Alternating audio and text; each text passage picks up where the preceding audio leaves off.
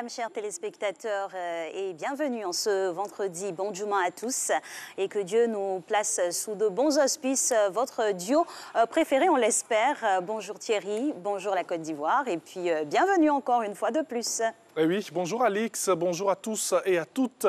Allez, nous sommes aujourd'hui vendredi. Ce sont des couleurs, des strass et des paillettes que nous vous offrons pour vous dire que vous aurez un vendredi agréable et un très bon début de week-end. Allez, sans plus tarder, la couleur du temps et ensuite le premier point de l'actualité.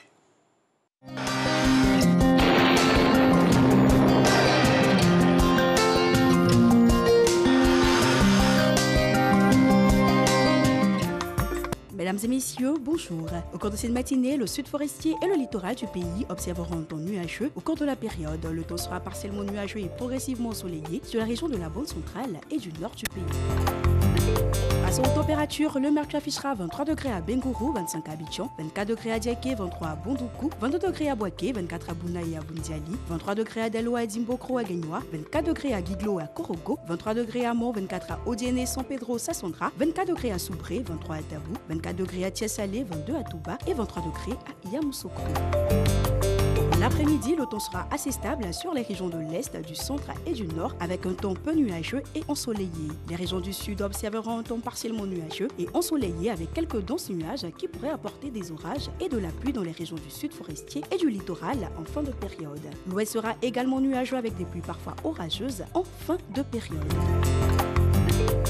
Passons aux variables, nous pourrons observer 34 degrés à Bengourou, 31 à Abidjan et à Diaké, 34 degrés à Bondoukou, 33 à Boaké, 34 degrés à Bouna, 35 à Bundiali, 33 degrés à Daloa, 35 à Dimbokro, 34 degrés à Gagnoa, 33 à Guiglo, 35 degrés à Korogo, 34 à Mont, 36 degrés à Odiene, 32 à San Pedro, 31 degrés à Sassandra, 32 à Soubré, 32 degrés à Tabou et Tiassalé, 33 à Touba et enfin 34 degrés à Yamoussoukro. Et voilà, c'est tout pour aujourd'hui. Merci de nous avoir suivis et excellente journée à toutes et à tous.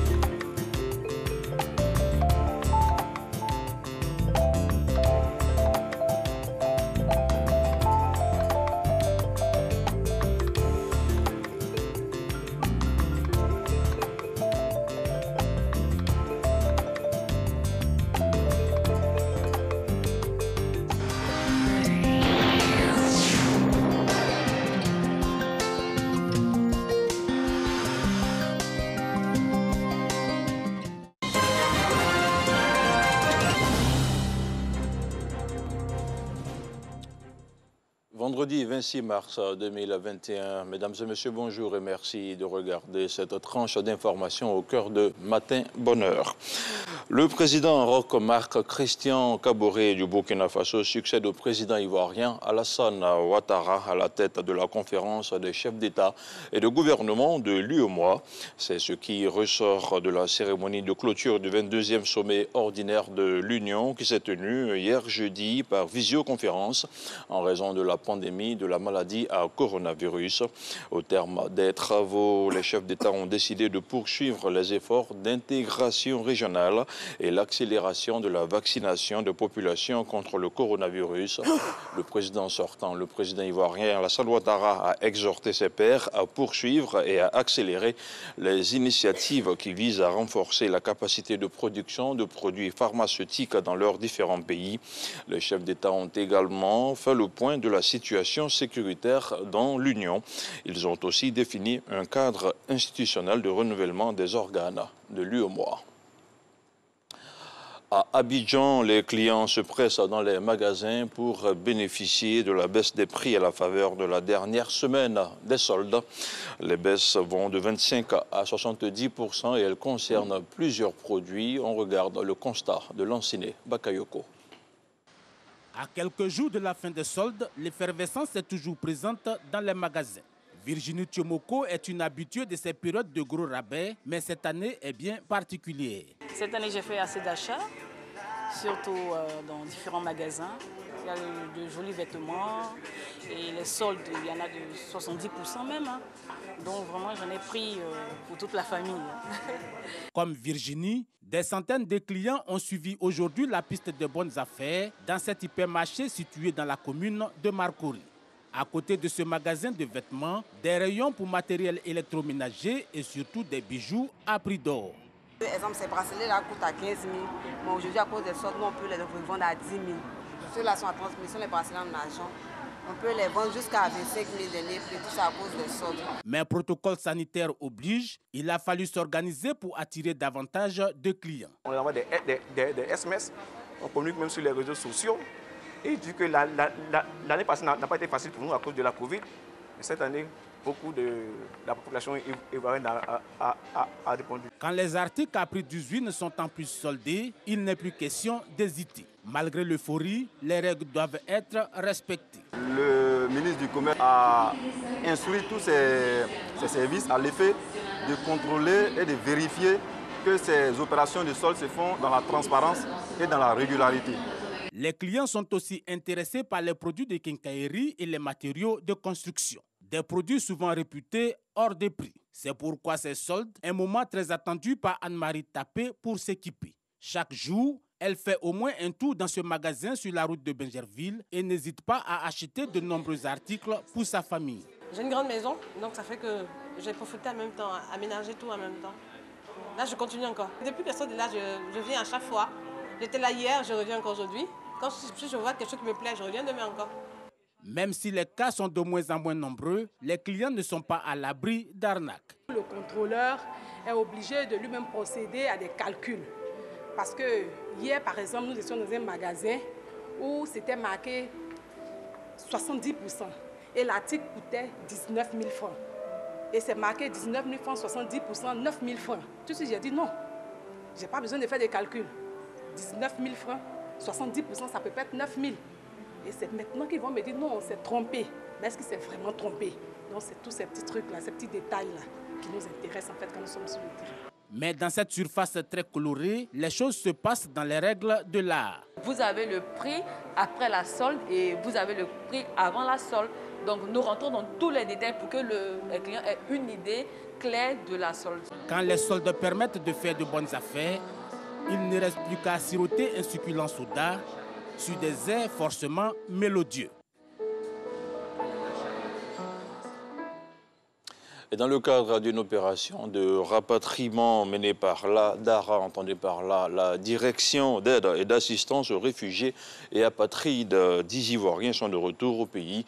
Il s'agit de 5 hommes et de 5 femmes partis en exil lors de la crise politique de 2002. Une opération conjointement menée avec l'Agence des Nations Unies pour les réfugiés. Le reportage d'Ahmed Traoré est commenté par Walter Amadou Ouattara.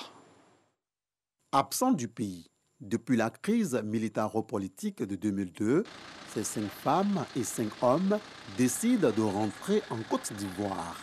Ces rapatriés disent être heureux de retrouver leur famille. Nous sommes partis de la Côte d'Ivoire à cause de la guerre. Déjà, moi, j'étais toute petite parce que c'était depuis 2002. Parce que mes parents m'ont dit septembre 2002, ils sont partis au Mali en fuyant la guerre. Voilà. Et aujourd'hui, j'ai décidé de rentrer parce que je vois qu'il y a la stabilité au pays. Donc, on est toujours mieux chez soi. Donc, voilà les raisons pour lesquelles j'ai décidé de rentrer. Je suis très heureuse de rentrer au pays depuis près de 20 ans. Nous sommes partis à cause de la guerre. Pendant cette crise, j'ai perdu 5 enfants sur les 10 que j'ai. Mais aujourd'hui, je reviens dans mon pays et j'aurai de la chance d'aller aussi à la Mecque. Je suis très heureuse en tout cas. Une mission rendue possible grâce à la DARA, Direction d'aide et d'assistance aux réfugiés et apatrides. Ils vivent depuis longtemps à l'étranger, ils sont aussi là-bas, ils sont pris en charge, ils sont protégés par les ACR. Donc quand ils viennent, quand ils veulent rentrer, ils s'en vont au ACR, ils manifestent leur désir de retourner dans leur pays. Le ACR les enregistre dans de bonnes conditions.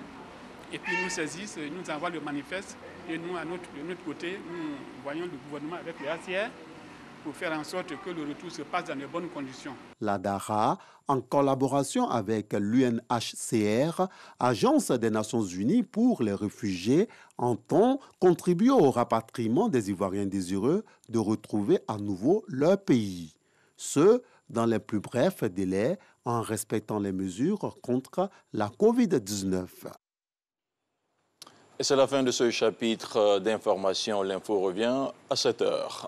Merci infiniment, Mr. Friday, pour ces belles notes d'information bien de chez nous. Alors, nous, chers téléspectateurs, on vous invite à voir la vie en rose, vous constatez. Et puis, il faut pour cela exercer quelques petits mouvements. On l'avait stoppé un peu depuis les mouvements douloureux que nous vivons, mais on reprend du poil de la bête tout doucement. Et on reprend goût à la vie également avec le sport décalé, avec la coach de ce jour. C'est parti. Voilà, du fitness décalé dans cette émission pour travailler les jambes, mais on peut dire aussi pour travailler l'ensemble du corps. Allez, on a bougé un peu, on a transpiré, on va se poser maintenant. Pour l'actualité, on repart avec la revue de presse.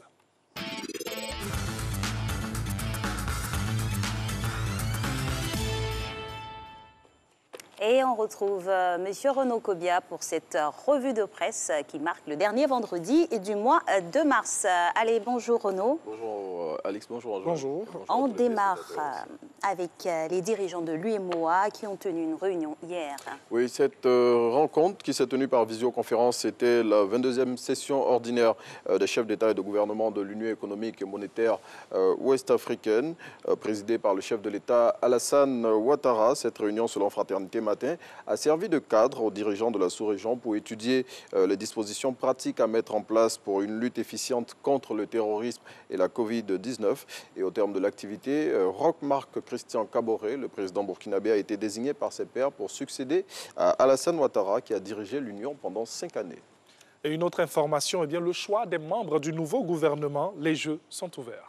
Le prochain gouvernement sera connu dans les jours qui viennent. Selon l'Inter, le nom de certaines personnalités reviennent avec insistance. Et comme indice, le confrère indique qu'elle comportera moins de membres que la précédente, qui était de 41 ministres et 6 secrétaires d'État. Découvrez dans l'Inter de ce jour le mode opératoire que le président de la République a choisi d'utiliser pour la formation du gouvernement et des profils qu'il entend privilégier dans le choix des futurs ministres.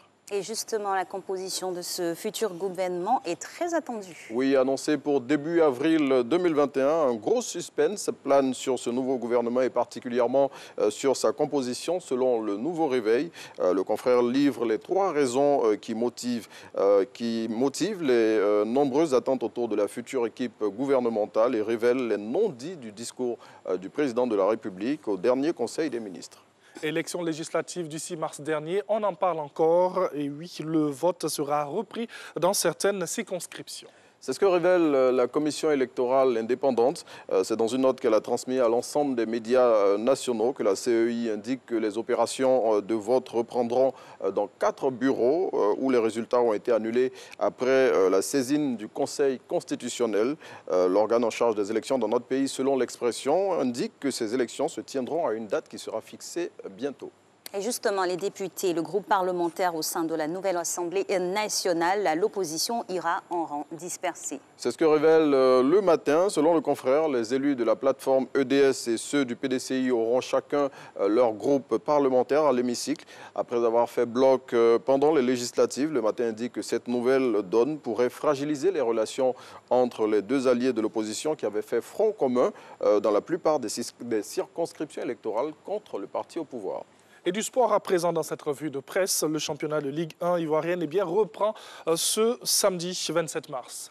Oui, et pour ce grand retour, après près d'un an de fermeture due à la Covid-19, chacun des 14 clubs du championnat va recevoir la somme de 10 millions de francs CFA. Selon le comité de normalisation de la Fédération ivoirienne de football qui est cité par le matin, cette manne financière va permettre aux clubs qui ont été fortement impactés par la pandémie de faire face aux premières dépenses de la reprise. À noter que pour la reprise du championnat national demain, la SEC Mimosa sera opposée à Boaké FC. Et on quitte la pelouse pour la scène. Et comme à l'accoutumée, on referme cette revue de presse avec Biche. Oui, c'est avec une note du Monde que le confrère satirique referme cette semaine pour nous. Et il dit aujourd'hui qu'il faut souvent effrayer la galère. Bon, en même temps, il ne faut pas faire comme le monsieur qu'on voit ici sur l'image d'illustration qui veut tellement découdre avec la galère qu'il a sorti une arme. Et donc, si vous voulez savoir comment inquiéter la galère afin qu'elle vous lâche définitivement, retrouvez toutes les recettes que Biche livre dans son numéro de cette semaine. Et puis pour la route, je vous livre cet adage qu'il a adapté à son sujet du jour. Il dit « Au moisi bien-né, la galère n'attend point le nombre des années ». Bon, je suis sûr que vous avez dû reconnaître l'adage d'origine. Il ne faut pas naître sous le sceau de la galère, tout simplement. Franchement, je le déconseille à tous. Merci beaucoup, Renaud, en tout cas. Bon week-end. Bon week-end, et puis on va se retrouver avec beaucoup de plaisir lundi. Oui. Voilà, il se lève très tôt le matin, déjà 1h, il est là. Bon, tout comme vous aussi. On feuillette... Attendons un peu quand même, voilà. Mais bon, on est là aussi tôt pour faire plaisir à nos chers patrons, les téléspectateurs. Allez, la suite donc avec une routine matinale. Nous allons aller à la découverte de cette dame, Madame Pascaline Kamokwe. Elle est coach et bien PNL exécutive HEC Paris. On la découvre bien sûr dans cette routine matinale et on revient dans quelques instants.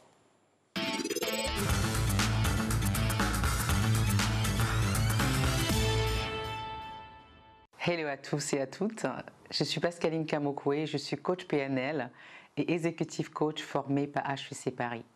Je suis ravie de pouvoir partager avec vous aujourd'hui ma routine matinale. En général, je me réveille à 6 h du matin, quand mes enfants sont encore en train de dormir, parce que je suis une maman de 3 filles. Et je suis en région parisienne, donc il faut se lever le matin pour aller à l'école. Donc je prends 1 heure avant pour moi, donc je me lève à 6 h. Dès que mon réveil sonne, je l'arrête tout de suite et je sors de la chambre pour ne pas être tentée de retourner faire dodo. Donc une fois que j'ai pris la décision de me lever et de venir au salon avec mon tapis, je me mets en place pour faire le Lifesavers du Miracle Morning. Le Lifesavers, en fait, c'est un acronyme de S pour silence. Donc le silence, c'est la période où moi, personnellement, je prends le temps de me connecter à moi-même, de remercier Dieu, de me permettre d'être encore en vie, de ne manquer de rien, de pouvoir manger à ma faim, d'être en santé. Je prends aussi le temps de prier et de lui demander ce dont j'ai besoin et de lui demander de faire en sorte que tout ce que j'ai prévu de faire pendant la journée se passe très bien. Une fois que j'ai fait ce S, ça c'est ma manière de faire le S, vous pouvez choisir de ce S pour faire la méditation ou être juste au calme, penser à des choses, mais vraiment être concentré sur le ici et maintenant. Si vous avez l'occasion d'être dans un endroit où on entend les oiseaux, le bruit de l'eau, c'est vraiment se dire alors qu'est-ce qui se passe autour de moi en ce moment, comment est-ce que je fais pour me concentrer sur l'instant présent. Ça c'est le moment de silence, c'est très très agréable. Ensuite, je fais ce qu'on appelle les affirmations. Donc le A, c'est pour affirmation. Les affirmations, c'est vraiment, j'affirme que ce que j'ai demandé, j'ai reçu. Donc j'ai la croyance que ce que j'ai demandé à mon Dieu, il me l'a donné, donc j'affirme. Donc je vais dire, voilà, merci Seigneur, parce que tu m'accordes une belle journée, parce qu'aujourd'hui, tout ce que j'ai souhaité avoir, je l'ai, parce que les personnes que je vais rencontrer aujourd'hui vont être bienveillantes. Donc en fait, j'affirme que j'ai reçu tout ce que j'ai demandé. Donc une fois que j'ai fait le silence, l'affirmation pour le A, on va aller sur V, qui est la visualisation. Pendant la visualisation, c'est un moment où j'imagine comment se déroule ma journée idéale. Tout ce que j'ai demandé se passe, tout se passe bien. Je vois les personnes avec qui j'avais rendez-vous, le contact se passe bien, les portes s'ouvrent. Vraiment, j'arrive à vivre cet instant-là dans mon corps comme si c'était quelque chose qui se passait en réalité. Donc c'est ça la visualisation. Ensuite vient le E qui est l'exercice physique. L'exercice physique, en fait, c'est une manière de faire remonter le corps en énergie, de vraiment réchauffer son corps. Vous pouvez soit le faire à l'extérieur, la marche, la course, ou tout simplement rester à la maison et faire des étirements, voilà, faire des abdos, stretching, enfin tout ce que vous voulez. C'est vraiment, le but, c'est vraiment de faire bouger le corps pour qu'il monte en énergie. Ensuite vient le R qui est le reading. Reading, c'est en fait la lecture. C'est le moment où vous pouvez lire la Bible, le Coran, ce qui vous intéresse, ce qui vous plaît en ce moment, ou un livre. Moi, je me donne comme objectif pendant cette période-là de lire 10 pages d'un livre. Si je peux aller plus loin, c'est super, mais si je ne peux pas, le minimum, c'est 10 pages, c'est déjà pas mal. Donc, quand je fais les 10 pages, ensuite, je vais sur le S, qui est le scribing. Scribing, en fait, c'est écrire. Voilà, c'est rédiger, prendre des notes, dessiner ce qu'on veut. C'est à ce moment-là où je fais ma to-do list de la journée. Je mets mon programme de ce que je compte faire, les étapes que je vais mettre en place pour réaliser cette to-do list. Et parfois, il m'arrive d'approfondir ce que j'ai pu voir dans le livre. Si je prends des notes, je vois des choses sur lesquelles je peux revenir là-dessus. Et puis, voilà, ça me permet d'avoir un sujet à approfondir par rapport à ma lecture de juste avant. Donc voilà, c'est ça le Miracle Morning, les lifesavers du Miracle Morning. Je vous invite à l'essayer, je vous assure que c'est excellent, c'est super, parce que moi, quand j'en fais pas, je sens que ma journée, elle n'est pas au top, parce que, bon, voilà, je sens qu'il y a une baisse d'énergie. Essayez, je suis sûre que vous allez l'adorer. Je vous envoie du love, c'est Pascaline Kamokwe depuis Paris. Bisous, ciao. Eh oui, bisous à vous, chère belle dame qui nous illustre ici, l'adage qui dit qu'il faut joindre l'acte à la parole. Programmatrice neurolinguistique, exécutive coach. Vraiment, elle a une routine qui est très calée et qui est vraiment bien ficelée pour pouvoir posséder et obtenir tout ce qu'on veut, parce que tout part de la parole. Vous vous rappelez ? Au début était la parole. Alors, celle-là, elle a la verve pour vous convaincre chaque jour à ses différents passages sur le petit écran. Depuis maintenant pas mal d'années, elle a réussi à rentrer dans le cœur des Ivoiriens et elle, toujours au top niveau de son art. C'est une de nos grandes dévancières, Marie-Laure Ngouran, qu'on retrouve dans Influent. Marie-Laure Ngouran, Ebony hors catégorie, PCO des Ebony. Et à travers elle, on aimerait saluer l'UNJCI, bien sûr, qui a rendu hommage au Premier ministre Ahmed Bakayoko. C'était à la Maison de la Presse il y a quelques jours. Dans quelques instants, il sera 7h. Vous aurez une autre phase de cette émission. On espère que vous passez un bon petit moment depuis 6h25 sur la chaîne qui rassemble. Allez.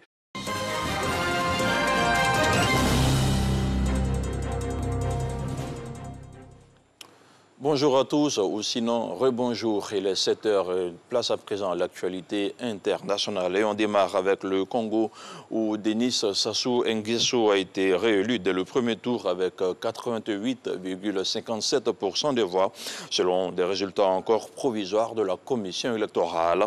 Un scrutin marqué par la mort de son principal rival Guy Brice Parfait Kolela à son arrivée en France, où il avait été transféré en avion médicalisé après avoir développé une forme grave de Covid-19. Retour sur le secret de longévité du président congolais à la tête de son pays. On regarde ce reportage. 77 ans, dont 36 au pouvoir. Denis Sassou Nguesso a été réélu à la tête du Congo-Brazzaville. C'est la 4e fois depuis 2002. C'est un sentiment d'honneur parce que le peuple vient de m'honorer. Je remercie le peuple. Une victoire écrasante après une campagne où on n'aura quasiment vu que lui. Principal parti d'opposition, l'Union panafricaine pour la démocratie sociale avait choisi de ne pas présenter de candidat. Seul véritable rival en lice, Guy Brice Parfait Kolela, déjà face à lui en 2016. Testé positif au Covid, un avion médicalisé est venu le chercher à Brazzaville le jour même de l'élection, mais il est mort quelques heures plus tard, à peine atterri à Paris. La veille du scrutin, avant que tout accès à Internet soit coupé dans le pays, l'opposant avait publié cette ultime vidéo. Mes chers compatriotes, je suis en difficulté. Je me bats contre la mort, mais cependant, je vous demande de vous lever. Allez-y voter pour le changement. Je ne me serai pas battu pour rien. Battez-vous. Sa mort laisse l'opposition encore plus affaiblie et Denis Sassou Nguesso plus que jamais seul maître à bord après cette victoire aux allures de plébiscite. L'Église catholique n'a pas pu déployer d'observateurs comme elle l'avait demandé pour ce scrutin. Les adversaires du président réélu ont dénoncé le vote anticipé des membres des forces de sécurité, source de fraude potentielle selon eux. L'un d'eux entend déposer un recours devant la Cour constitutionnelle. Non seulement le vote s'est très mal déroulé, ils ont bourré les urnes partout, ils ont ouvert des bureaux de vote clandestins, et ils ont même ouvert des bureaux de vote à domicile sur certains députés du PCT. Tout ça, c'est de n'importe quoi. Mais le climat n'est pas le même qu'en 2016, où la réélection contestée du président avait déclenché une violente rébellion dans la région du Poul, fief de Guy Brice Parfait Kolela. C'est plutôt avec le FMI que Denis Sassou Nguesso va maintenant devoir batailler. Le pétrole représente plus de 80% des revenus de ce pays d'un peu plus de 5 millions d'habitants. La baisse des cours a fait exploser ses dettes. Le grand défi aujourd'hui, sortir du tout pétrole et de la dépendance aux importations. Pendant sa campagne, Denis Sassou Nguesso s'est engagé pour cela à développer l'agriculture. Les sources des revenus ne sont plus comme avant. Les parents souffrent, comme je dis auparavant. Pour avoir un peu d'argent, là, c'est très difficile. Malgré ses ressources, le Congo-Brazzaville est l'un des pays les plus pauvres d'Afrique subsaharienne. La moitié de sa population vit en dessous du seuil de pauvreté. En France, c'est la fin du silence dans la lutte contre le racisme anti-asiatique. Quelques dizaines de personnes se sont rassemblées mercredi dernier aux abords du tribunal de Paris. Elles dénoncent le racisme contre les Asiatiques alors que se tenait le procès de 5 hommes poursuivis pour avoir rappelé sur Internet à la violence contre les Asiatiques. En France, les Asiatiques sont accusés d'être à l'origine de la propagation de la Covid-19. Je vous propose d'écouter ici quelques réactions. Personne m'a agressé gratuitement, c'est-à-dire il m'a pas demandé mon téléphone ni mon portefeuille. Il est venu directement, il m'a dit sale chinois, sale chintak, à cause de toi il y a le confinement, et il m'a déboîté le bras à ce moment-là. Et on termine avec du sport, notamment du football, avec la 5e journée des éliminatoires de la Coupe d'Afrique des Nations, le CAN 2022, qui se poursuit en ce moment. Hier jeudi, les Comores ont décroché la première qualification de leur histoire grâce à un match nul obtenu à domicile face au Togo. Le Gabon, l'Égypte, le Ghana, la Guinée équatoriale et la Gambie sont également qualifiées. Elles ont composté leur ticket, tandis que la RDC et la République démocratique du Congo est éliminée. Et la Côte d'Ivoire devra gagner pour Sidi Diallo et Ahmed Bakayoko, a lancé Mariam Daougabala mercredi dernier aux éléphants, ici à Abidjan, à Trècheville, avant leur départ pour le Niger. En effet, nos pachydermes affrontent ce vendredi le MENA du Niger à Niamey, un match à gagner impérativement. Et c'est ici que l'on s'arrête pour ce 7h. Merci de l'avoir suivi. On se retrouve vendredi prochain.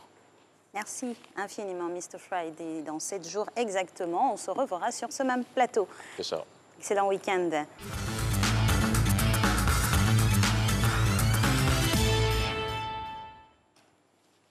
Eh oui, elles sont à plusieurs niveaux de la chaîne de production, de conception et de réalisation dans l'industrie musicale. Les femmes aujourd'hui, avec Inabo Delors, on essaiera de jauger leur impact et leur poids véritable dans cette sphère. Bonjour Delors Inabo, bienvenue. Bonjour Alex, merci beaucoup. Bonjour, bienvenue. Bonjour. Alors, on démarre. Non, je vais être galant. D'accord, il n'y a pas de problème. Et on parle des femmes aujourd'hui et c'est pas plus mal de l'industrie musicale. Déjà, on peut faire un état des lieux sur ce qui se passe ici peut-être et puis après globaliser. Bon, pour parler d'état des lieux, surtout en ce qui concerne ce qui se fait ici, on va juste noter que, disons, si on fait une vision d'ensemble de ceux qui arrivent à éclore, c'est-à-dire à quitter l'anonymat quand ils arrivent dans l'industrie musicale, on peut dire que sur ce point-là, les femmes ne sont pas lésées. Les chances sont pareilles avec les hommes. Parce qu'aujourd'hui, il n'y a pas d'indicateur précis qui nous montre que quand on est homme, on a plus de chances de se faire connaître que quand on est femme, surtout en Côte d'Ivoire. D'autant plus qu'aujourd'hui, les femmes ont tendance à mettre au devant de la scène certains atouts dont elles sont les seules détentrices. Voilà, nous parlons essentiellement de ce qu'elles ont d'atouts physiques. Et vous observerez qu'en Afrique, en Côte d'Ivoire plus précisément, malheureusement, l'accent n'est pas mis dans la communication de la femme sur les atouts artistiques, mais quel que soit le registre dans lequel la femme joue, quand elle arrive sur la scène, c'est essentiellement des atouts physiques qu'elle met en avant. Donc ce tableau-là, c'est le constat qui se pose et c'est ce qu'on pourrait, j'ai envie de dire, établir tout de suite comme vision d'approche. Merci pour cette vision d'approche et ce tableau que vous nous présentez là. On parle de femmes dans l'industrie musicale, que ce soit chez nous en Côte d'Ivoire, en Afrique ou même partout dans le monde. Pourquoi bien mettre l'accent sur la femme et l'industrie musicale? Pourquoi s'attarder là-dessus? Bon, on s'attarde dessus parce que c'est important. Déjà, quand nous allons voir l'évolution de la place de la femme dans l'industrie musicale, nous comprendrons. Alors, au tout début, lorsque l'industrie a commencé à prendre forme, la femme dans le domaine des arts avait essentiellement pour rôle d'être une muse. Okay? Les grands créateurs disaient s'inspirer en règle générale de femmes. Donc, elles étaient cataloguées dans le registre de muses. Alors, j'insiste sur ce point pour montrer comment déjà, dès le départ, la femme est perçue comme un objet. Ça peut paraître difficile ou choquant de le présenter comme ça, mais c'était le cas. Un objet qui inspire. Ça reste tout de même un objet. Après, les femmes, progressivement, tant bien que mal, ont tenté de faire une percée dans le milieu. On a commencé à voir les premières expressions au travers des postes de choristes. Vous voyez, elles sont choristes. Après, on observe aujourd'hui que quand on voit une femme artiste dans son background, elle dit « j'ai été choriste de temps, choriste de telle personne, choriste de telle personne ». C'est le cheminement qu'elles ont suivi. Après, les plus courageuses se sont affirmées, soit dans des carrières solo, soit dans des carrières en groupe. Donc voilà comment le cheminement des femmes, pour celles qui sont artistes musiciennes, s'est opéré. Il y a d'autres postes aussi, hein. Il y a les postes de producteurs, il y a les postes de programmateurs, de festivals, etc., tout ça. Mais le point commun à toutes les femmes dans l'industrie musicale, c'est qu'elles sont victimes, et jusqu'à aujourd'hui, de sexisme.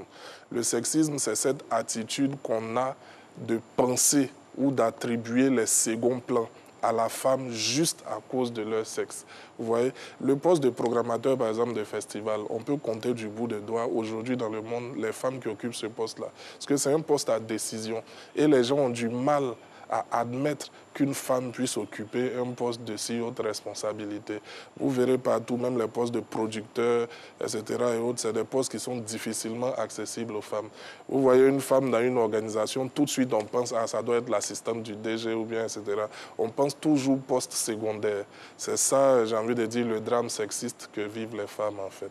Alors, à partir de ce que vous venez de nous dire, hein, c'est clair qu'il y a des clivages de pensée qui cantonnent les femmes dans un endroit dévolu à un second plan. En même temps, soit, mais vous avez aussi relevé quelque chose de très important. Comment même les concernées se présentent aussi? Ah, ça, c'est une très belle question. Comment les concernées elles-mêmes se présentent? Vous voyez, j'ai fait dans mon introduction j'ai un peu ouvert une lucarne là-dessus. Oui. Aujourd'hui, bon, on dira, j'entends certains arguments, disons, la plupart du temps féministes, dire qu'on ne doit pas reprocher aux femmes le fait de montrer leurs atouts physiques parce que leur corps leur appartient. On veut bien reconnaître à la femme d'être propriétaire de son corps et d'en faire ce qu'elle veut. Mais la difficulté, c'est que quand nous sommes dans un domaine où le machisme n'a jamais été aussi fort, où les femmes sont victimes de sexistes, c'est-à-dire on vous prend pour ce que vous êtes justement parce que vous êtes des femmes, et que dans ce même moment, tout ce que vous avez à proposer, ou du moins le meilleur canal que vous avez de vous faire voir ou entendre, c'est de montrer justement ces arguments charnels et qui relèvent de vos atouts corporels. Il y a une artiste là qui chante « Si tu as goûté, tu vas rester », un truc comme ça. Une de nos jeunes sœurs, voilà, Paradis sur Terre. Cette jeune fille a 22 ans. Elle a une superbe voix, elle a un talent artistique, j'ai envie de dire indiscutable. Mais quand à 22 ans, le message qu'on a à passer pour son premier titre, c'est de présenter son corps comme un bien de consommation, ça pose problème. Vous comprenez? Ça pose effectivement problème. Alors, les femmes n'ont-elles rien à dire qu'à pas vanter leur capacité, soit sexuelle, soit corporelle? Donc, à la question de savoir comment est-ce que les femmes elles-mêmes se présentent, on a les réponses toutes trouvées. Au-delà de ça, quel que soit le registre de musique qu'elles font, vous observerez qu'elles ont toutes les mêmes apparences physiques. Soit on est dans l'extravagance, soit on est dans le dénuement. Mais ce n'est pas le seul créneau pour se faire connaître. On a bien des exemples de femmes qui ont fait de grandes carrières internationales en restant, j'ai envie de dire, politiquement correcte. On a Aïcha Koné, Chantal Taïba. Tout à fait, même Feu, celle qui chantait sans chaussures, Césaria Evora. Toutes ces grandes dames ont marqué la culture internationale dans l'industrie musicale sans nécessairement avoir à présenter autre chose que ce qu'elles avaient comme talent principal. Maintenant, on va essayer d'équilibrer la balance et de se demander pourquoi forcément elles se présentent ainsi. Est-ce que c'est pas ce qui plaît? Ce qui est vendable. Après, ce qui est vendable, enfin, ce qui plaît en règle générale est fonction de ce à quoi on est abreuvé continuellement. Quand vous voyez des clips vidéo aux États-Unis dans les années 90, fin des années 90, surtout dans le milieu du hip-hop, où pour donner l'impression qu'on a un beau clip, on doit montrer des fesses de femmes nues. Mais à qui appartiennent ces fesses nues qu'on montre dans des clips? À des femmes. Est-ce que vous comprenez? Donc, elles contribuent volontairement à fixer cette image-là comme point d'attrait, comme appât, justement. Personne ne les a obligées, mais elles sont venues à ça volontairement. Certains même ont trouvé dans cette manière de faire un créneau pour exercer un métier, danser nu dans les clips. Mais c'est bien des femmes qui dansent là. Ce que nous disons, c'est qu'il faut que les femmes prennent conscience qu'elles ne sont pas des objets de décor, justement, dans l'industrie musicale. Elles ne sont pas là pour parfaire le tableau, pour embellir le tableau, parce qu'il y a énormément d'autres choses qu'elles sont capables de montrer sans nécessairement montrer leur nudité. C'est ça, parce que faire ça contribue justement à renforcer l'idée de chosification de la femme. OK. Alors, si on revient chez nous en Côte d'Ivoire, et sans pour autant être conservateur, hein, on repart des années bien en arrière, on a ces artistes qui sortent de l'ORTI, d'autres des différentes chorales. En 90, des artistes féminines dans le Zouglou, qui chantent bien quand même, qui ont su quand même, qui ont pu s'exprimer. En 2000, on a une autre dynamique. Vous pensez qu'il y a une dégradation? Mais bien sûr, il y a une dégradation. Parce que vous parlez de Zouglou avec les filles. Les filles arrivent en Zouglou, les copines, elles portent des vestes. Oui. Les copines portent une veste en haut, une culotte jean ou un jean en bas. Les copines, les zouglounettes. Voilà, les zouglounettes, toutes celles-là, elles ont le même style vestimentaire. Voilà, c'est tout vous dit. Quand vous prenez les Aïcha Koné, comment elle s'appelle, Reine Pélagie, etc., à l'époque, il n'y avait pas Internet, il n'y avait pas tout ça. Mais personne n'a pensé à se divertir pour attirer qui que ce soit. Elle faisait les... on a eu aussi du Tchalamouana, hein. Oui, après, ça venait d'où? Et puis, c'était plus culturel chez eux, parce que la danse en question va avec le style. Et même, en venant ici, elle faisait des efforts parce qu'elle avait des espèces de maxi, même si la fente laissait à désirer. Mais le truc, c'est que, pour parler de dégradation, on tend vers la nudité avec l'entrée en scène du coupé décalé. C'est à partir de ce moment-là. Quand les Tata Kenny arrivent, avec la seximulance et des danses déjà suggestives, ou même dans la manière de danser, on fait une approche charnelle, corporelle dans la gesticulation, etc. Tout ça. C'est là qu'on commence à assister, à laisser paraître à la télé les chaînes aux reins, porter des jeans qui sont bien bas, où on voit même les dessous au-delà du jean, etc. Mais oui, dans une de ces chansons à chanter avant, pour voir les dessous de nos moments, il fallait enlever le dessus. Mais maintenant, tu vois les dessous avant même le dessus. Bon, tout ça, vous savez, les artistes, ils disent des choses auxquelles on ne prête pas attention bien souvent, mais ils savent mieux que nous décrypter ce qui se passe. Donc, dans cette nouvelle vague de jeunes artistes-là, on assiste au dénuement, ce qui perdure jusqu'à aujourd'hui. Alors, c'est tout plein d'éléments à mettre ensemble pour pouvoir avoir une analyse pertinente, hein. On a parlé, par exemple, de la tenue sur scène, mais il y a la tenue aussi de scène. La tenue de scène, maintenant, la tenue sur scène. Quand on voit toutes ces gesticulations qui, ma foi, laissent à désirer quant à un art bien précis, finalement, on se demande ce qu'on propose. Qu'est-ce qu'on propose aujourd'hui pour pouvoir... Qu'est-ce qu'on propose? Oui. Parce que le problème même va au-delà de la Côte d'Ivoire. Quand vous voyez, tout dernièrement, Spotify a publié en 2019 la liste de ceux qui font les plus grands charts, ceux qui sont les plus écoutés. Vous avez des Aya Nakamura et plein d'artistes américains, autres, Beyoncé et autres. Mais tous ceux-là, voilà des artistes qui ont de très belles voix, mais leurs vidéos ont ceci en commun qu'elles sont nues. pratiquement. Alors, à la question de savoir qu'est-ce qu'on veut vendre, finalement, on s'y perd tous. Est-ce qu'on écoute Aya Nakamura à cause de sa manière de se vêtir? Est-ce qu'on écoute Beyoncé à cause du caractère très sexy de ses clips? On ne sait plus. Ce sont des artistes qui ont de très grands talents, de très belles voix, mais finalement, on ne sait plus ce avec quoi elles veulent nous appâter. Vous comprenez? Il y a eu une scène sur une vidéo qui a fait le tour du monde avec Justin Timberlake et la sœur de Michael Jackson, où pendant la chorégraphie, Janet, où pendant la chorégraphie, on a eu l'impression que accidentellement, le monsieur a retiré la capuche. On a même vu sein. un sein.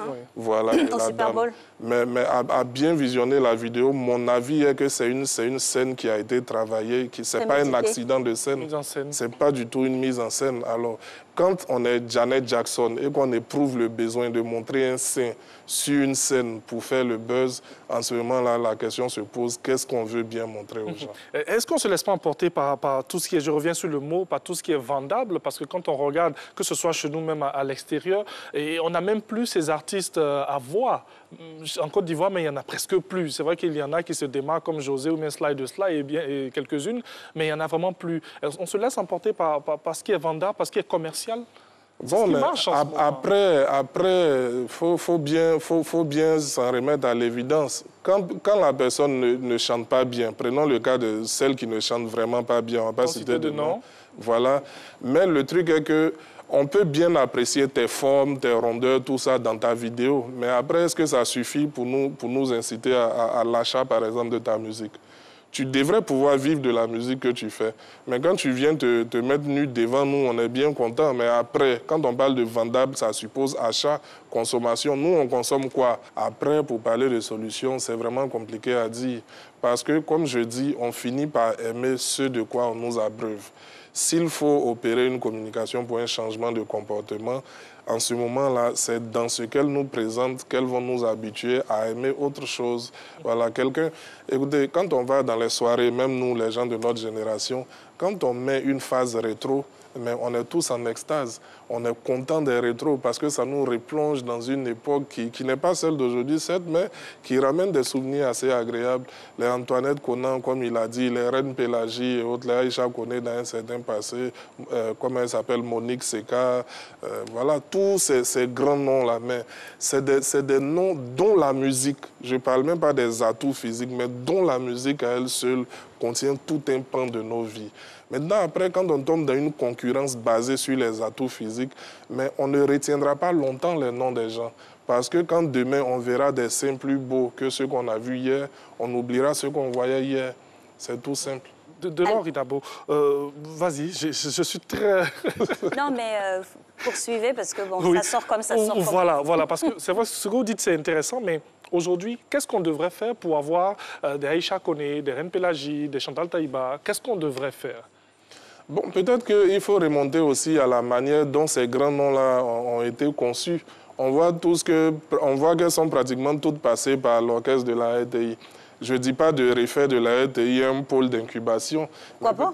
Voilà, quoique ce ne serait pas mauvais. C'est d'utilité publique. Voilà, mais peut-être qu'il faut repenser la manière d'entretenir les talents dénichés ici et là, les former, leur donner une certaine carrure, j'ai envie de dire, très professionnalisée. Tout part de là déjà.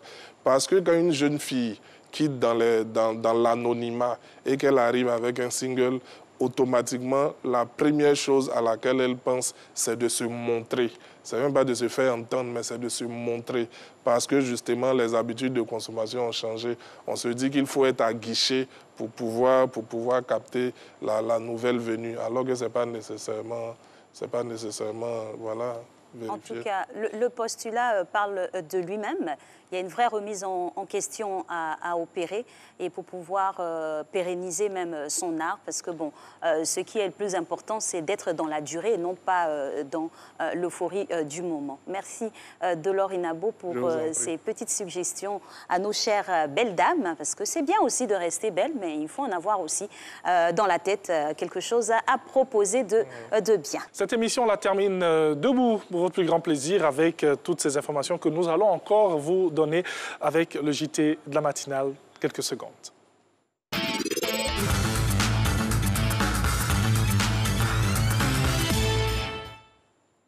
Et il signe donc son grand retour dans la team. Et c'est avec Hilary Simplice donc que l'on démarre cette matinale avec, bien sûr, son JT croqué. Bonjour, comment ça va? Bonjour, ça va bien. Ok, c'est parti. Trafic de drogue. 6 tonnes de cocaïne interceptées. Encore un beau coup de filet. Le dimanche dernier, la marine française a procédé à une saisie de 6 tonnes de cocaïne dans le golfe de Guinée à travers le porte-hélicoptère amphibie Dixmude qui est intervenu à bord du Nightland, le cargo incriminé qui avait quitté les côtes sud-américaines des jours avant pour Abidjan et faisait l'objet d'un suivi particulier. Voilà donc un cargo comme le Nightland qui fait près de 105 mètres de long. Hein? Au lieu de mettre bonne chose dedans pour venir nous distribuer, on va être enjaillé. C'est gay, vous mettez dedans. Donc, joli cargo là, c'était pour nous blaguer. On a compris. La cocaïne, c'est la poudre blanche. C'est donc la poudre aux yeux, comme vous avez mis. Football, là. Cannes 2021, les éliminatoires sous la menace de la Covid-19. Au lendemain de leur arrivée à Sol-Béni, les éléphants ont effectué une deuxième séance d'entraînement. Seuls deux joueurs manquaient à l'appel, à savoir Yohan Boli et Jonathan Koya. Il faut préciser que les éléphants joueront leur qualification à huis clos face au Niger et à l'Éthiopie. À huis clos, mais c'est qui les téléspectateurs ou les spectateurs à côté? C'est pour se prémunir de la Covid. Mais Covid est là-bas, on dirait. Ajoutons à cela que la Côte d'Ivoire partage la tête du groupe K avec le Madagascar à 7 points, devant ses deux futurs adversaires, à savoir l'Éthiopie, qui a 6 points, et le Niger, qui a 3 points. C'est sûr, si on les élimine, on va prendre nos points, comme on dit dans la rue, pour dire qu'on gagne en grade.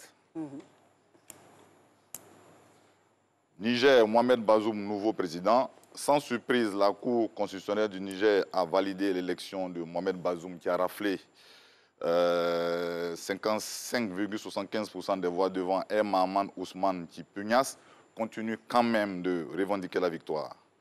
Bon, tonton, ça là, c'est fini, hein. Tu peux faire quoi encore? Si tu es malin, comme le GABA vient du Niger, achète un bon GABA, faut bien paumer, ça mange, bois de l'eau glacée et va te coucher. De toute façon, nous, on s'en GABA. Tanzanie, une femme succède au président défunt. Samia Suluhu Hassan, ancienne vice-présidente, prend la place de feu John Magufuli, décédé il y a quelques jours des suites de maladie. Madame Samia Suluhu devient ainsi la toute première femme présidente de Tanzanie. Samia Suluhu, de toute façon, il y a Loulou dans ton nom là. On espère que cette nouvelle fonction ne sera pas lourde pour toi. Hein. Non, enfin, ça va. Sincères condoléances au peuple tanzanien. Tout à fait. Les femmes savent diriger. J'aime votre prudence. Hein. Il dit le président est décédé de maladie. Point. Il ne faut pas aller loin. En tout cas, merci beaucoup à Hilary Simplice pour, bien sûr, ce beau petit voyage aussi à travers toutes ces informations. On en fera un autre entre le Congo, le Mali, le Niger, la Côte d'Ivoire et d'autres informations dans le JT Slamé. Le monde va trop vite. Chaque jour, il y a un nouveau. Tu veux bien t'affairer? T'inquiète pas, c'est mon boulot. Vendredi, matin, bonne heure, on allume la flamme. On te donne des nouvelles d'ici et d'ailleurs, en slam. Une fois n'est pas coutume, commençons par le Congo. Non, détrompez-vous, on ne parlera pas de Ndombolo, mais des politiques, précisément d'élections. Dimanche dernier, les Congolais sont passés à l'action. Malheureusement, le scrutin a été marqué par un drame. Au lendemain du premier tour, un candidat a rendu l'âme. Guy Brice Parfait, principal opposant, a succombé à la Covid, abandonnant ses partisans. Le résultat est sans appel. Sassou Nguesso, les Agbolo. 36 ans au pouvoir, le vieux Mogo n'est pas Woro. 203 morts en 6 jours. Le bilan est effrayant.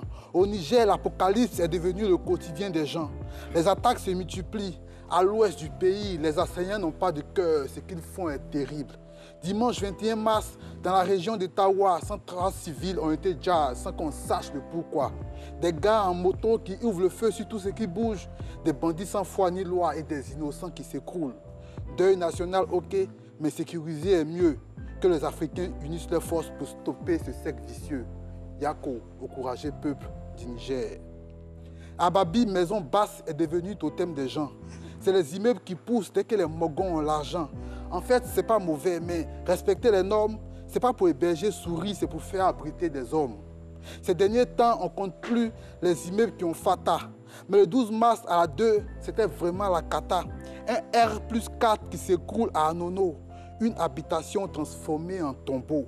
3 jours après, c'est le balcon d'un bâtiment qui se détache. Franchement, on se demande tout ce que cela cache. À qui la faute? Au propriétaire ou bien au ministère? Que la lumière soit faite pour éclaircir ce mystère. C'est clair. Ivoirien, il rit beaucoup, mais il n'aime pas les foutaises. Il peut être franc et puis un matin, bim, il te déteste. Demande à Maître Gims. 2 jours là, il a senti. Sur sa page en commentaire, les internautes ont envahi. Étant proche d'Arafat, un de nos fétiches, à la mort de ce dernier, on a vu des stars, sauf Gims. Les Chinois ont digéré, mais voilà pour Ambak, aux obsèques point de Gims. Les gars ont vidé leur sac. On dit en décembre, ils étaient ensemble à domicile, même à Bobo. Quand c'est concert, il nous connaît, quand il y a malheur, il est bobo. Malparlage des Ivoiriens dans ses côtes. Et qui est, après ça, de nous, les gens vont se méfier. Le monde va trop vite. Chaque jour, il y a un nouveau. Tu veux bien t'affairer? T'inquiète pas, c'est mon boulot. Vendredi matin, bonne heure, on allume la flamme. Te voici informé. Bonne journée. On est en slam. Eh ouais, on est en slam toujours. Merci KPJ pour ces belles informations slamées ici. J'ai envie de rebondir sur la dernière. Franchement, moi-même, ça me fait mal. Ouais, il va ne pas parler. Non, ça passe pas. Il a eu chaud. Hein, non, ça passe pas. Et ils l'ont poursuivi sur toutes ses publications. Hein. Toutes ses publications. Ouais. Et je crois qu'il a eu du soutien. Ouais, en parabole. Ouais, il y a certains qui ont essayé de le tirer, mais bon. Les gens sont vraiment favorables. C'est déjà parti. Non, ça on laisse pas. Non, ça on laisse pas. Merci beaucoup. Ça nous a fait très mal. Non. Oui. Merci KPJ. Voilà. Alors, le JT Slamé et bim, on passe directement, comme il a dit, dans le JT Slamé, à vrai ou faux, dans quelques secondes.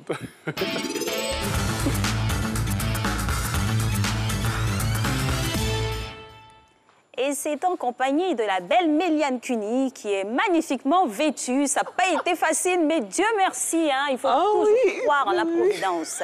Bonjour Méliane. Bonjour Alix et bonjour à tous les téléspectateurs. Bonjour. Bonjour à la styliste aussi. Oui. Bonjour à Sonia et Sophie. Voilà. Merci infiniment. Voilà.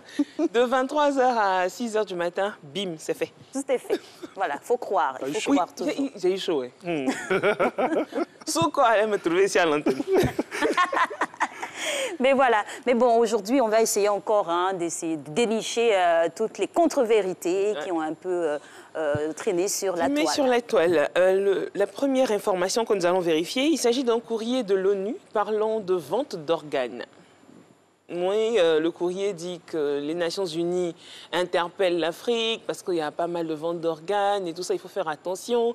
Et c'est relayé sur plusieurs réseaux sociaux et tout. Mais c'est faux, parce qu'en plus on dit, si l'ONU parle de ça, c'est que c'est vraiment... C'est que c'est vrai, oui. Mais c'est faux, c'est une fake news. L'ONU n'a jamais fait de communiqué et tout en rapport avec. Donc il faut faire attention à ce qu'on voit et à ce qu'on lit sur les réseaux sociaux. C'est très important. La deuxième information, c'est vrai qu'on est en Afrique. Vrai, on cherche travail. Mais il faut faire attention. 10 000 emplois offerts par McDonald's au Congo, c'est faux. Comme ça, hein? Oui. Et le truc, c'est que l'information passe et les gens vont s'inscrire, ils payent pour s'inscrire, pour aller travailler chez McDonald's. Il y en a qui ne regardent pas, qui ne prêtent pas attention. Dès qu'on a l'information, on court en même temps. Et la moindre des choses, même, c'est d'essayer de retrouver le siège de la dite entreprise. Mais l'information, c'est qu'ils viennent s'installer au Congo, ils sont prêts à s'installer, donc ils ont besoin de recruter du personnel. Il y a quand même un pôle sur le territoire, ils ne vont pas s'installer depuis l'extérieur. Est-ce qu'ils vont vérifier? Et là, du coup... Il faut être un peu curieux, mais dans le bon sens. Voilà. 10 000 emplois, c'est faux. Ça aurait été bien, mais bon, il faut creuser un peu. Mais faut creuser un peu. Et puis, on a un poisson qui coûterait 2,6 millions. Il est où, ce poisson? Quand on mange, on part au paradis? On a vu un poisson, un jeune a pêché un poisson au Nigeria et il a partagé le poisson avec tout son village, toute la communauté. Le poisson, il était énorme. Et les gens ont commencé à dire sur les réseaux sociaux, attention, ce poisson coûte 2,6 millions. Donc, tu as ces 2,6 millions que tu as gaspillé comme ça en voulant être gentil. Mais c'est faux. Le poisson n'a jamais coûté 2,6 millions. C'est vrai que 2,6 millions, c'est le prix qu'on a aux États-Unis lors du concours de pêche. Mais ce n'est pas que le poisson coûte 2,6 millions. Donc, Est-ce que ce n'est pas une estimation en référence aussi aux grandes foires au thon, parce que c'est très prisé, et puis les enchères montent vraiment très haut par rapport au thon pur pour le sushi au niveau du pays du soleil levant. On se rappelle qu'il y a eu un thon qui a été vendu à plus d'1 million d'euros. Hein. Oui, à plus d'1 million d'euros, mais le poisson que notre cher ami au Nigeria a pêché ne valait même pas 2 millions. Ah, c'est poisson de Gab. Non, c'est poisson de Gab. Et il a bien fait de partager ça avec sa communauté. Il y a sushi et puis il y a Gab. Il a bien fait de partager ça avec sa communauté, même si les gens ont interprété ça autrement. L'autre information, c'est que pendant les obsèques de notre très cher Premier ministre, j'ai du mal à mettre de fin devant son nom. C'est un peu compliqué quand même de mettre des fins. Voilà, et il y a eu comme ça des infos sur les réseaux sociaux disant qu'à Séguéla, des banques avaient été cassées. Mais c'est faux. L'illustration utilisée, c'était à Boaké en 2016. Et encore là, il s'agit d'une grève en rapport avec les factures élevées. Donc, aucune banque n'a été cassée. Arrêtez de raconter ce genre d'informations sur les réseaux sociaux. D'autant plus que cette localité, singulièrement, à l'instar des autres, est très éprouvée par ce départ-là. Donc, il faut laisser les gens dans leur douleur et dans leur dignité. Oui, dans leur douleur et dans leur dignité. Direction la Tanzanie? Oui, direction la Tanzanie où la présidente... Voilà, et on a une photo qui circulait sur les réseaux sociaux disant que c'était sa fille. Et elle, en train... Non, c'est faux, c'est 2 actrices du même pays, mais bon, elle jouait le rôle de mère et fille à l'intérieur. Donc, c'est pas la présidente. Arrêtez de vouloir spéculer sur les formes et tout ça, parler de tendance. C'est une femme qui est présidente, laissez un peu. Oui. Les femmes vont prendre... En même temps, ils ont commencé, justement, ils sont en train d'aller dans... Mais pourquoi elle s'arrête comme ça avec sa fille? Elles étaient prêtes à s'embrasser et ça part. D'autant plus qu'elle porte le hijab. Voilà. Ça partait dans tous les sens. Une petite ressemblance quand même. Ouais, mais c'est pas la présidente, c'est des actrices. C'est une vue de l'esprit. De l'esprit, voilà. C'est ni la présidente et sa fille. Non, ce sont 2 actrices là en ce moment. Bon, l'actrice aussi, elle est là. Hein. Elle est sérieusement, hein, Pouchou? Oh là là. Vous savez de quoi vous parlez? Nous, les skinny, qu'est-ce qu'on peut dire? Non, mais je pense que chacun a sa place. Il y a Pouchou, il y a... Chaque version a son avantage et ses inconvénients. Et tout ceci, c'est dans le langage courant, ivoirien, pour permettre de détendre l'atmosphère et puis de pouvoir communiquer facilement. En tout cas, merci beaucoup, Méliane. Merci à vous. Un véritable plaisir d'avoir été encore avec toi pour toutes ces informations. Je reste pour la nourriture. Non, tu vas partir, t'inquiète. Aujourd'hui seulement, voilà. Mais on verra bien. Mais ce que je vois là-bas, c'est sérieux. Eh bien, ce qu'elle voit, tout simplement, c'est le petit-déj. Allez, le temps d'accompagner Méliane et on revient pour le petit-déj. Ouais.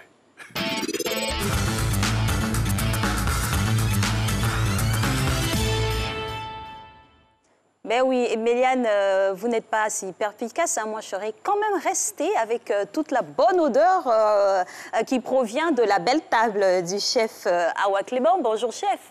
Bonjour, madame. Bienvenue. J'adore trop la chef. Elle dit bonjour, madame, comme si on était dans une salle de classe. Mais bon, c'est pas grave. Vous allez bien? Oui, ça va. Super. En ce début de week-end, qu'est-ce que vous nous proposez aujourd'hui? Du concassé de tubercules au poisson. Ça, c'est en français. Ouais. En français, ivoirien, c'est? C'est la purée de patates et de pommes de terre avec un filet de poisson. Très bien. Accompagné d'une sauce tomate légèrement épicée. D'accord. Maintenant, vraiment, c'est patates et puis poisson grillé. C'est ça? Non, saisi, pas grillé. Grillé, c'est dans un bain d'huile ou sur une grille. Mais là, c'est saisi à la poêle. D'accord, c'est pour vous chahuter, mais vous avez une présentation très sophistiquée et qui porte bien son nom. Merci. Maintenant, on voudrait savoir comment obtenir ces beaux mets-là dans votre assiette. C'est quoi le procédé? Nous avons besoin de patates, de pommes de terre et d'un filet de poisson. D'accord. On entre dans votre cuisine. Comment ça se passe concrètement? Effectivement. On va découper la patate qu'on va faire cuire à l'eau assaisonnée. La pomme de terre aussi, pas à pas, on les fait cuire différemment dans 2 différentes casseroles. Quand on finit, on concasse, c'est-à-dire on écrase ça grossièrement, pas comme une purée. Donc, on l'écrase avec quoi finalement? Avec la fourchette, pas que ça soit vraiment lisse en fait. Donc on l'écrase avec la fourchette, on assaisonne la purée. Mais si vous avez déjà assaisonné pendant la cuisson, plus la peine de rajouter du sel, sinon ça dépasse un peu. Et on fait une sauce tomate comme d'habitude, chacun a sa façon de faire, mais vous faites une sauce tomate que vous épicez légèrement. Et pour dresser, vous faites 1 lit de sauce tomate. Vous avez besoin de moules. C'est avec les moules que nous avons donné cette forme. D'accord. Après ça, nous allons travailler avec le poisson. On a besoin d'un poisson, ça dépend du poisson que vous voulez. On lève le filet du poisson, on assaisonne et on saisit dans une poêle. Après, on asperge légèrement d'eau pour donner un peu de jus au poisson. Et c'est la fin qui est là. C'est juste le dressage en fait qui change. Chacun a sa façon de dresser. Pour être un peu plus classe et attirer plus le client, on essaie de donner une belle vue avec quelques petits points en décoration. OK. On sent que dans votre cuisine, on est très... c'est minutieux, on va tout doucement. On n'est pas pressé dans ce qu'on fait, en tout cas. Oui, on n'est pas pressé, mais c'est quelque chose aussi de facile à faire. Oui, de facile à faire. Combien de minutes comme ça? Avec juste ce qui peut différencier, ce sont les épices. Mais avec 30 minutes, vous pouvez réaliser ce menu-là. D'accord. La fois dernière, on parlait de comment lever le blanc du poulet, de la viande blanche. Aujourd'hui, comment on opère pour le poisson? La petite astuce. Et puis après, vous allez nous donner aussi la recette de votre sauce tomate. C'est vrai que chacun a plus ou moins une idée, mais il y a, vous qui y êtes connaisseuse, c'est sûr que le goût y est. Pour lever le filet, on incise le poisson au niveau de la tête. Et on passe le couteau juste légèrement en dessous de la chair pour séparer l'arrêt du milieu avec la chair. Mais il faudrait que vos couteaux soient vraiment tranchants. Sinon, si vous avez raté, puisque le poisson n'est pas gros, la chair reste pratiquement sur l'arête. D'accord. C'est un peu quand même difficile pour ceux qui ne maîtrisent pas. OK. Et pour faire revenir le poisson et tout, généralement, on utilise quoi? De l'huile d'olive. Non, je dis quel instrument? Pour ne pas peut-être le briser ou le... Vous avez besoin d'une poêle Tefal. Oui. Non, c'est pas bien grave, allons-y. Une poêle... en fait, qui ne colle pas, effectivement. Oui. Avec un léger filet d'huile d'olive, on assaisonne le poisson, sel, poivre et herbes de province, ou soit romarin. D'accord. Et on ne saisit pas besoin de farine. Tant que votre poêle est encore bien, on n'ajoute rien, on saisit juste à l'huile d'olive. OK. Merci beaucoup, chef Clément. Vous restez encore avec nous. On va recevoir notre invité. Vous savez, tous les vendredis, voilà, on reçoit des personnes comme ça qui aiment bien Matin Bonheur. On leur fait ce petit plaisir-là. Donc, on a Benito de London, qui est un Ivoirien qui vit en France, présentateur télé, présentateur événementiel. Bonjour, comment ça va? Bonjour, ça va très bien. C'est un plaisir pour moi d'être là, puisque je suis régulièrement votre émission. C'est génial. Oui, merci de représenter la Ligue des éléphants. Et bienvenue chez vous alors, hein, on a envie de dire. Hein, parce que la Côte d'Ivoire, c'est votre pays. C'est vrai que vous êtes à l'extérieur, mais revenir aux sources comme ça, c'est important. Alors, quand vous arrivez en Côte d'Ivoire, c'est quoi généralement votre planning? Le planning, il est hyper chargé, déjà familial, ensuite... on va dire, reprendre avec le réseau du local et puis créer des connexions, des ponts. Ça, c'est notre mission. Et surtout, montrer le bon côté de chez nous. C'est important, être ambassadeur partout. Et d'autant plus que vous êtes à l'extérieur, vous vivez à Londres. Comment est perçu là-bas les programmes que vous suivez, par exemple? Comment vous en faites la promotion autour de vous? Au niveau de la RTI, c'est génial. Moi, personnellement, chaque matin, la revue de presse, j'ai besoin de la revue de presse de votre émission, Matin Bonheur, pour pouvoir me connecter avec le pays en termes d'information, en termes de tout ce qui se passe. Et puis aussi faire la promotion de notre chère belle Côte d'Ivoire, faire la propagande, surtout au niveau culturel. Et Matin Bonheur, c'est pas parce que je suis là, hein, c'est une émission que j'aime bien. Vous en faites aussi le relais dans vos activités là-bas en Europe? Bien sûr, bien sûr. Il est important de faire... la valorisation de ce que nous avons ici. Voilà, et puis surtout montrer le bon côté, parce que voilà, je ne vais pas vous cacher ce qui se passe. En général, quand on montre l'Afrique, c'est l'Afrique un peu dépressive. Là, il y a tellement de bonnes choses à montrer.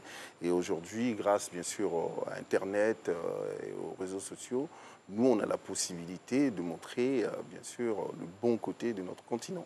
Tout à fait. Et puis bon, hein, ce n'est pas de l'opportunisme, mais grâce à Dieu, on a été relativement épargnés comparativement à ce qui s'est passé au niveau de l'Europe. Donc c'est sûr qu'on a quand même une longueur d'avance, pour ainsi dire, sur ce qu'on pourrait proposer et présenter comme image. Justement. Bah, actuellement, la pandémie, cette pandémie qui, surtout au niveau de l'Europe, tout est à l'arrêt. C'est en Afrique que ça se passe. Bien sûr, c'est en Afrique que ça se passe et c'est bien dit. Alors, dans cette émission, donc, nous vous recevons, on échange un peu, certes, mais il y a quand même cette dégustation que nous vous permettons. Avec chef Clément qui va venir, voilà, avec tout ce qu'il faut, parce qu'ici, c'est vrai qu'on a plus ou moins été épargnés, mais on parle quand même de Covid. Voilà. Belle présentation. Oui, je peux. C'est un duo de purée de pommes de terre et de purée de patates. Voilà, les mains sont désinfectées. Vous pouvez tester maintenant la cuisine du chef Clément et nous donner vos impressions. D'accord. Chef, elle est toute stressée, comme si elle avait affaire à son professeur. Déjà, bon, parce que je suis encore Vous êtes fin gourmet? Ah oui, je suis, on va dire, manager d'un célèbre restaurant à Paris. Ok. Ça met la pression encore au chef? Non, pas nommé. Non. Pas nommé? Pas nommé. D'accord, on y va alors. Ok. Alors on n'a que l'onomatopée. Du plaisir poivré, là. Ok. Le poisson est très bien fait. Déjà qu'on part même chez nous avec de la patate, de l'igname et tout. L'igname, waouh. C'est magnifique. Ah ouais. Ça peut aller. Hein. Elle pourrait avoir son billet pour partir, pour la débaucher? Heureusement que je n'ai pas mangé ce matin, parce que je savais que j'allais manger. Donc, Sous le regard pertinent de Méliane. Vous partez avec elle à Londres, pourquoi pas? Bien sûr. Tu viens avec moi? Oui. On a déjà le passeport, donc ça va. Ok, ouais. oui. Ton mari va pas se fâcher. Hein. Ah, d'accord. En tout cas, il faut pas laisser tomber les opportunités. Le travail d'abord, c'est important. En tout cas, c'est un talent. Là, je vois que déjà, c'est un plat qui peut, voilà, on va dire, les Européens ils vont vraiment adorer aussi. Parce que le but aussi, c'est ça, de montrer un peu ce que nous avons l'art culinaire africain à l'international. En tout cas, félicitations. On sent le talent et puis voilà. On va booster. Carton plein donc pour la chef Awa Clément. Et donc, on va poursuivre, parce qu'il nous en reste encore quelques minutes. Je ne sais pas si vous avez un message à passer. C'est vrai que vous êtes ici pour d'autres affaires, mais voilà. Bon, le message il est simple. Hein. Je m'adresse surtout à la diaspora ivoirienne, que ce soit à Londres ou en France. Pour dire que voilà, il ne faut pas oublier le pays, c'est là que ça se passe. Il faut toujours créer des connexions, des ponts entre là-bas et ici, et puis investir et surtout donner bien sûr la force au pays. C'est important. Parce qu'actuellement, en fait, c'est nous on a plus besoin du pays par rapport au coronavirus. Ah, ça c'est sûr. Hein. Et on peut le dire, vous êtes nombreux en ce moment en Côte d'Ivoire. C'est une fuite en avant? Ah non, c'est une fuite, c'est clair. Vous êtes nombreux. Et puis voilà, c'est important. Ben oui. Mais en tout cas, le séjour se passe bien. Ça se passe très bien. Ça se passe très bien. Parce qu'on voit à travers les réseaux sociaux, voyage ici. Oui. La découverte même du pays profond, c'est ça? Ah oui, le pays profond. Il y a tellement, on a tellement d'endroits magiques ici. Voilà, sur la côte également, à Sini, Mondoukou, chez mon ami Omar, tout ça, c'est génial. C'est des choses à voir et surtout, il faut communiquer là-dessus. Parce que le tourisme, pour moi, c'est l'avenir de la Côte d'Ivoire. Tout à fait. En tout cas, voilà, qui est bien dit, le tourisme. Et même pour nous aussi, on peut se permettre un tourisme local, voilà, visiter ce que nous avons ici, car nous avons de très très belles choses. Merci à Benito, merci infiniment. et qui est avec nous. Il va rester avec nous pour terminer cette émission. Il peut même continuer. Oui, bon, écoute, j'espère qu'il n'y a pas de caméra sur moi. Non, mais ça ira. De toute façon, le cadre s'y est pour aujourd'hui. En tout cas, on aimerait vous remercier, chers téléspectateurs. On a parlé de talents. Il y a aussi des talents au niveau vestimentaire. Donc, dis merci à ceux qui nous ont joliment habillés. Ben Bazin, Lampfal et puis Ami Foulard. Voilà, merci donc à Ben Bazin. On dit merci aussi à toutes les personnes qui contribuent à nous embellir, à nous rendre plus scintillants. Voilà, vous voyez des strass et paillettes aujourd'hui à vous offrir pour vous dire merci d'avoir été avec nous pour débuter ce week-end. Merci à toutes les équipes qui ont travaillé sur cette émission et même depuis le début de la semaine. Merci à Konema Sanjay, merci à Nadi, merci à Adé notre chouchou, merci à tous les cadreurs, merci aussi à Claudia, merci à cette dame qui chapeaute tout ceci. Voilà, notre maman à tous, Anne-Zelika Eura. Allez, que Dieu vous garde. Excellent début de week-end sur la chaîne qui nous rassemble tous. Au revoir. Ciao.